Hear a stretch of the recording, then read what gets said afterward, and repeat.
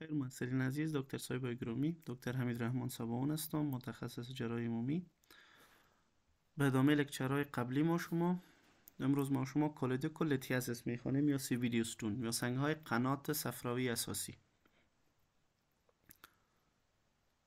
ما شما اول کیره بخوانیم باید اینمی لغت پارچه پارچه کنیم تا بفهمیم چی مانا میده. کولودیک CBD را میگن، لیتیازیس یعنی سنگ. پس کولودیکو لیتیازیس زمانی که سنگ در CBD به وجود و اینجا ما بر شما رسمی را کردیم یا گرفتیم لیور است که left and right hepatic duct می common hepatic duct می سازه و cystic duct همراهش یک جا میشه common bile duct می سازه و common bile duct هم همراه pancreatic duct یک جا شده در قسمت دوم دودنم در امپولا وتر میریزه و مواد خود در اوج روان میکنه که در اینجا اعراض مختلف میده که ما شما میریم میکنیم. کولودیکو لیتیازیس شما قسمی که میفهمید زیادتر سنگ در کجا قرار داره، سنگ در کجا ساخته میشه، در خود کیسه صفرا. فیصدی زیادش 80 تا 90 فیصد.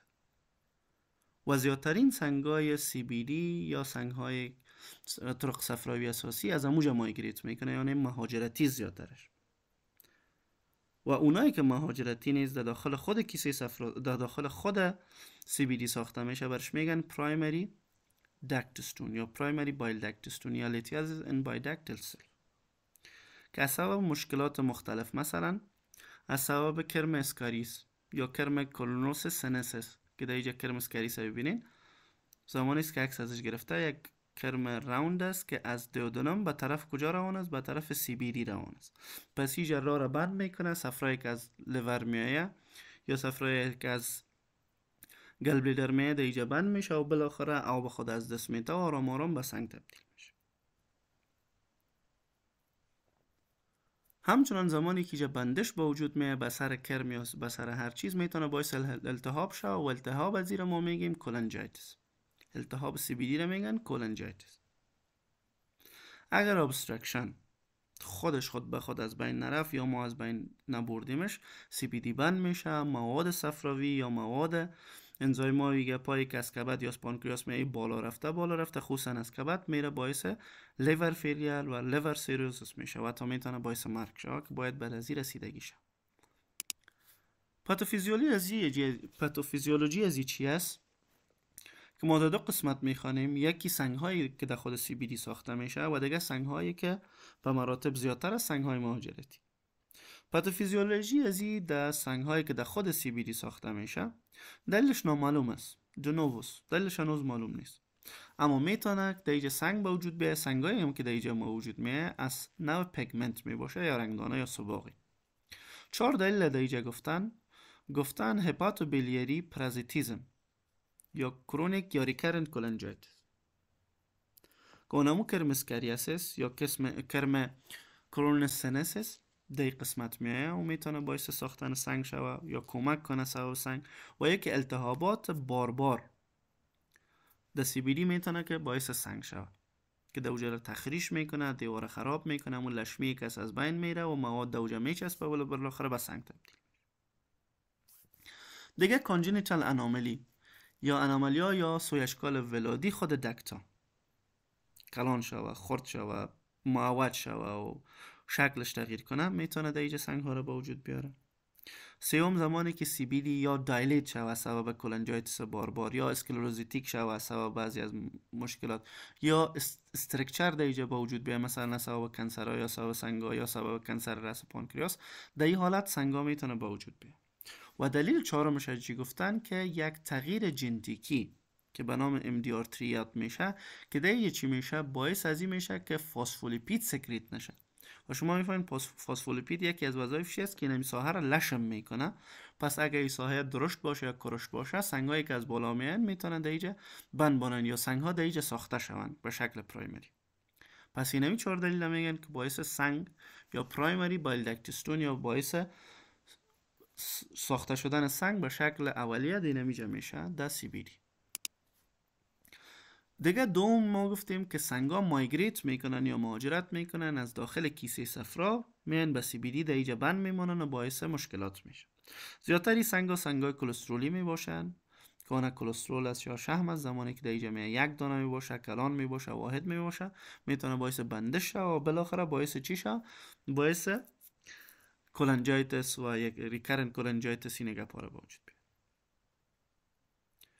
یا ای که ما دو دانه سنگ می داشته باشیم، یکی در هارتمن پاوچ و یکی هم در سی بی دی. ما کولیسیستکتومی میکنیم اما سنگ از پیش ما میمونه، مس میشه. در این حالت هم میتونه که سنگ باعث چی شوه؟ برای باعث سنگ های قنات صفراوی یا قنات صفراوی اساسی شد. کلینیک از چی است؟ میتونه زیاد وقتا مریض اسیمپتوماتیک باشه، اما میتونه که سیمپتوماتیک باشه ارزیش. مثلا یک درد خیلی شدید کلیکی در رایت اپر کوادرانت، مریض تب می داشته باشه اگر انتان مداخله کنه مثل کولنجایتس. دیگه از این که بیلیروبین پایین نمیه، مواد پایین نمیه، میتونه که مواد غایطه کمرنگ و ادرار رنگ تیره مریض داشته باشه. و از این که راه بند میشه میتونه مریض جاندس بگیره یا زردی بگیره. در این حالت ما شما نام کولنجایتس یا اسندینگ کولنجایتس ها گرفتیم. در اینجا ما یک سی پایه داریم به نام چارکات که در اکیوت کولنجایتس به وجود میه که عبارت از درد است، زردی هست و تب است.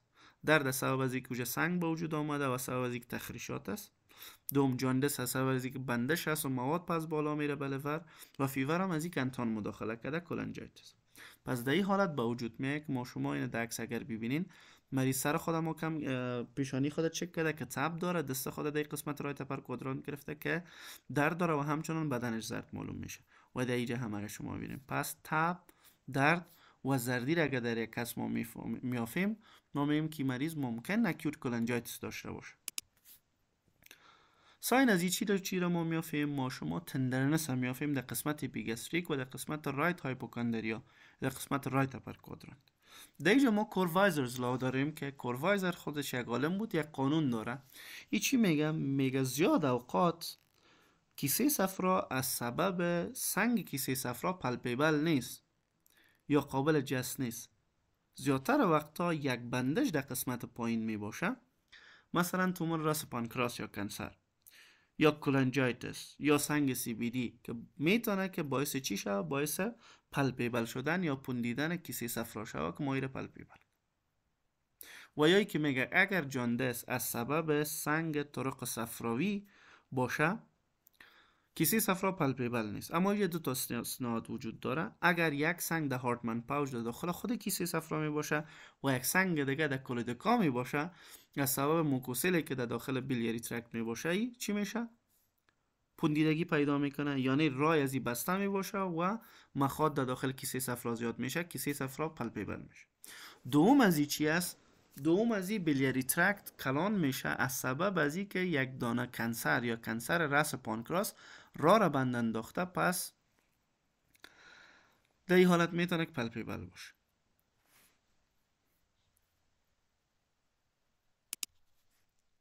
DDX ازی یا دیفرنشیل دیاگنوز ازی کولیدوکولیتیازیس امراض کدام امراض صورت میگیره؟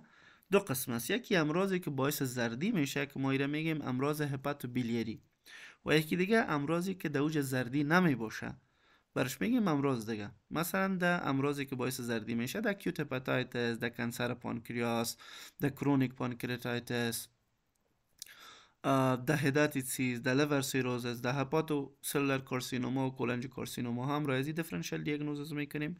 و امراضی که دوج زردی نمی باشه 25% تشکیل میده، میتونه رنال کولیک باشه، میتونه کیدنی استون باشه، میتونه پایونفروزس باشه، میتونه بال ابستراکشن باشه، انجینا پکتوریس باشه، مایوکاردیال انفارکشن یا باشه.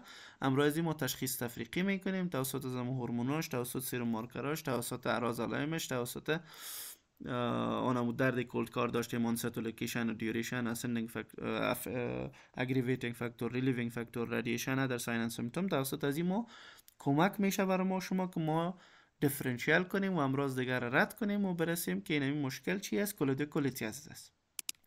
انوستیگیشن هایی که ما در اینجا انجام میتیم به خاطر کولیدوکولیتیازیس LFT یا لیور فانکشن تست میکنیم که در اینجا هم انزایم الکلین فاسفتاز و هم امینو ترانسفراز اردوش بالا میره، چون مشکل در پایین است اما مواد میایه به طرف لیور، میتونه باعث زخمی ساختن یا باعث تنبیه لیور شوه. پس انزایم های لیور در اینجا بالا میره. دیگه از نظر رادیوگرافی با مریض اولتراساوند میتیم، میبینیم که ابنورمالیتی یا خرد شدن یا کلان شدن یا دایلیشن قنات صفرایی رو برای ما شما نشان میده. برای مریض ERCP میکنیم که در اینجا برای ما نشان میده تشخیص تفریقی بین امراض جراحی و امراض داخله رو برای ما نشان میده. برای مریض PTC میکنیم تا ببینیم که آیا مشکل در انترا هپاتیک دکت هستن یا در اکسترا هپاتیک دکت است که از طریق جالد از راه لیور ما میریم CBD رو میبینیم که در اوجه کدام پاتولوژی هست. برای مریض ما میتونیم خب اینا اینوستیگیشن ها رو کردیم، ما بر ما پیدا شد که مریض کولودیکولیتیازیس داره. تداوی از این چی است؟ تداوی از این در اول هست از طریق PTC یا پرکوتانیوس تریتمنت یا از طریق جلد ما بیلیاری ترکت موادی که در اوجه قرار داره میتونیم که چی کنیم؟ درین کنیم. شما یک سوی بینین که این قسم یک یورین بگ است و همچنان تیوب داخل شده از طریق لیور به کجا؟ به CBD. اینا را اوجه بند سنگ است را بند کرده، باید افرازات دوباره به طرف کبد میره. اینا ما نباید ایره بانیم به طرف کبد بره، بلکه نمیجه یک تیوب مندازیم یا طریق جلد یک تیوب مندازیم که مواد ازی به اینجا به این یورین بگ بی. کار دیگه که میتونیم قسمت سوپرادیودنال CBD که ما شما میفهمیم 4 قسمت داره: سوپرادیودنال، انفرادیودنال، انترادیودنال و رترودنال. این قسمت ما قطع میکنیم، این قسمت قطع باز میکنیم، کولودیکوتومی میکنیم و سنگی که در اوج قرار داره میتونیم بکشیمش.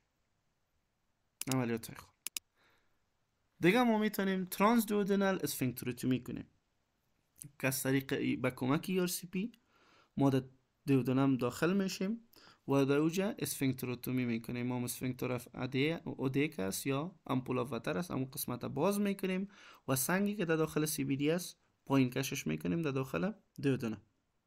دیگه کولودیکو دیودوناستومی داریم.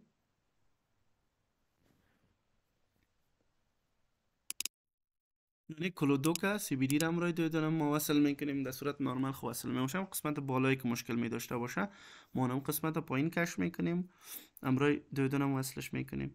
دیگه ما میتونیم توسط ERCP پاپیلوتومی کنیم و دورم بسکت یا بسکتی که به نام دورم است که شما در جمعین داخل میبریم، سنگ در داخل از این مندازیم و کشش میکنیم پایین در دیودنم.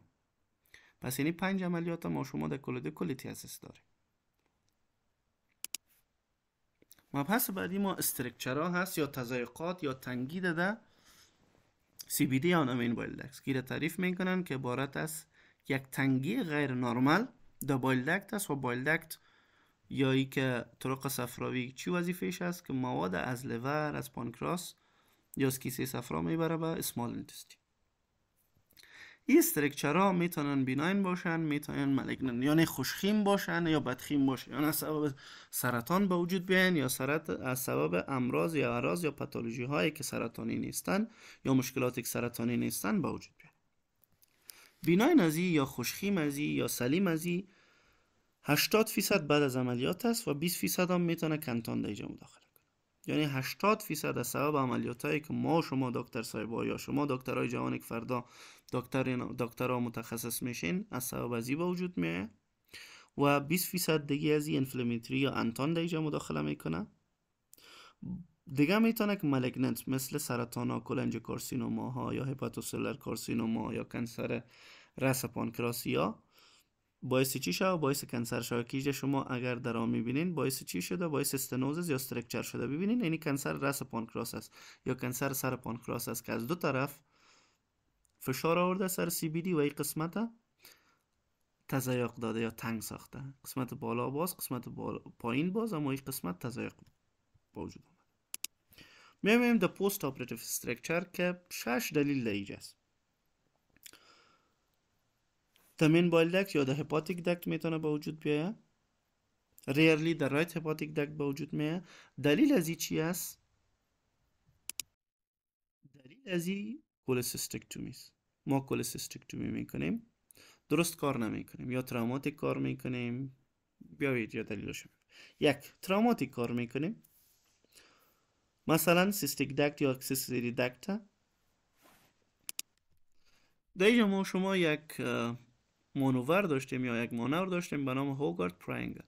قسمت پورتا هپاتیس یا قسمت ناف کبده که در اوجا پورتال وینس و هپاتیک آرتریست و بایل دکت است. همراه انگشت خود فشار میدادیم یا محکم میگرفتیم یا همراه کلمپ محکم میگرفتیم که خونریزی را ما پیدا کنیم در لیور. این همی کاره که میکنیم میتونه که مشکل پیدا شود برای مریض. مثلا سیستیک دکت از پیش ما خطا میخوره به خاطر از اینکه خونریزی معلوم شود یا سیستیک دکت کجاست. ما این کارا میکنیم در زمان کولسیستکتومی. پس میتونیم که دمیج تضایقات به وجود بیاریم اثر فشار دست یا کلمپ. دیگه زمانی میتونیم میره به وجود بیاریم که ما فندس فرست اپریشن کنیم. بعضی اوقات ما شما از قسمت نک یا قسمت سیستیک دک کار نمیکنیم بلکه مجبور میشیم از قسمت فندس کار کنیم و از اوجا کشو گیر کنیم. و زمانی که در اوجا ما 5-8 بند میکنیم یا کلمپ بند میکنیم و کش میکنیم و از این طریق میریم تا خود از سیستیک دک و سیستیک آرتری برسانیم. میتونیم که باعث تضایقات شود، میتونیم که باعث کش شدن سی بی دی شود، تضایقات به وجود بیاید. دیگه اگر ما آناتومی را درست نمیفهمیم، عقده مثلث کلوت ما درست نمیفهمیم که در یک طرفش سیستیک دکت است، در یک طرفش هپاتیک دکت است و در یک قسمتش هم انفریر ایج آف لیور است، بجای از اینکه ما سیستیک دکت لایگیت کنیم ما کامن هپاتیک دکت لایگیت میکنیم. پس همینجا مشکل برای ما شما با وجود میاد، یا سی بی دی را لایگیت میکنیم مشکل وجود میاد، تضایقات با وجود میاره، یا در بیلیاری ترکت انومالی باشه. این هم میتونه. دیگه زمانی که ما میخوایم اکسپلور کنیم، سی بی دی را اکسپلوریشن کنیم یا پرآپراتیو کولنجیوگرافی کنیم یا همطور امرای انگشت خود دست بزنیم سی بی دی را که آیا در اینجا سنگ موجود است یا نیست. در این حالت تصور فشار زمین انگشت یا فشار مواد میتونه تضایقات به وجود بیاید. و همچنان زمانی که ما شما گستروستومی میکنیم یا پارشل گستریکتومی میکنیم، گستریکتومی میکنیم، در این 3% در پارشل گستریکتومی ها هم میتونه که تضایقات از سبب عملیات ها به وجود بیاید. برش میگن پست آپراتیو استرکچرز. پست آپراتیو استرکچر چه قسم ما پیدا میکنیم؟ 15% از این در زمان عملیات به دست میاد. مثلا ما فشاری که در طریق ما نور پرینگل آوردیم یا اکسپلوریشن کردیم، در اینجا میبینیم که تضایق به وجود آوردیم یا یک پاتولوژی رو به وجود آوردیم یا فندس فرست یا تروماتیک کار میکنیم. اما 85% از این توسط دو اختلالات یا دو کامپلیکیشن بر ما میرسه. دو کامپلیکیشن چه قسم است؟ ما زمانی که سی بی دی رو اکسپلور کردیم یا در اوجا تیوتوب ماندیم یا در اوجا درین ماندیم در داخل طرق صفراوی یا سی بی دی، بیش از حد در اینجا مواد میه. صفرا بیش از حد دمی یورین بگ ما میه. و دومش روز به روز مریض زردیش زیاد شده میره. دلیلش چی است؟ دلیلش از سبب لیک شدن اما قسمت. پس اینمی دو دلیل برای ما نشان میده که ما پست آپراتیو استرکچر به وجود آوردیم. یکیش که مریض روز به روز زرد شده میره و دومی که درینی که ما در اوجا ماندیم یا تیوبی که در اوجا ماندیم چی شده میره؟ افرازات دو بیش از حد میه. توقعی که ما داریم از او بیشتر میه. اینوستیگیشن هایی که ما در اینجا میکنیم اولتراسونوگرافی است که برای ما نشان میده که آیا قسمت دایلیشن است یا نیست. کولنجیوگرافی تیوب میمونیم که دیگه هم خیلی کمک کننده است برای ما شما میتونیم سی بی دی رو ببینیم. ترانس هپاتیک کولنجیوگرافی میکنیم که از طریق کبد مواد زرق میکنیم. برای مریض ای آر سی پی میکنیم که با چشم خود ببینیم که در اوج تضایقات است و یا نیست. با مریض سی تی کولنجیوگرافی میکنیم که برای ما نشان بده کدام قسمت خرد شده، کدام قسمت کلان شده، پاتولوژی در کجا هست، ما را کمک میکنه. اگر این تصویر ببینین ما شما نشان میده که از کجا کار میکنیم. در ای آر سی پی از قسمت پایین از قسمت دودنام میدرایم. در قسمت های پایین اگر پاتولوژی باشه پیداش میکنیم. اگر در قسمت بالا باشه پی تی سی میکنیم. از قسمت کبد میایم، از قسمت بالا میایم پاتولوژی رو میخوایم پیدا کنیم. و یا ای که میتونیم از وسط یا خود سی بی دی آپراتیو کولنجیوگرافی کنیم، مواد زرق کنیم و ببینیم که آیا در اوجا کدام پاتولوژی مثل استرکچر هست و یا نیست. تریتمنت یا تداوی استرکچر چی است که ما شما میتونیم از طریق کبد یک کاتتر در اوجا بانیم، انترا هپاتیک کاتتر بانیم تا مواد به خوبی از اینجا عبور کنه یا یک شنت بانیم. دیگه میتونیم رو ان وای کولیدیکو جوجوناستومی کنیم و قسمتی که تضایق داره او را ما میورداریم خود کلودوکا کیسه صفرا را قطع میکنیم، سی بی دی را قسمتش قطع میکنیم، جوجونوم بالا کش میکنیم، امرای کلودوک امرای سی بی دی وصل میکنیم و دوباره جوجوناستومی میکنیم. یعنی رو ان وای کلودوکو جوجوناستومی و جوجوناستومی. کار دیگه که ما میتونیم اگر استرکچرها دمی رسنت یا در استرکچرها دمی حال در نزدیکی با وجود آمده، ما میتونیم بالونینگ کنیم. بالونینگ چی مانا؟ که از طریق ار سی پی ما یک بالون یا پوکانه رو داخل میکنیم در سی بی دی، ای را بالونینگ میکنیم، ساحه را باز میکنیم. اما شما میفهمید زمانی که استرکچر به وجود بیاد، بعد از بالونینگ هم میتونه دوباره کمی ساحه تنگ شوه، پس ما در اینجا استنت میمونیم. مثل که در رق قلبی یا در کرونری ما استنت میمونیم، در اینجا هم استنت میمونیم و بدن چهار طرف از این گوشت میسازه یا تد شد، پس در اون قسمت میمانه و راه باز میشه. اگر تصویر شما ببینین، اینجا رو ببینین، راه بند است و در اینجا راه باز شد.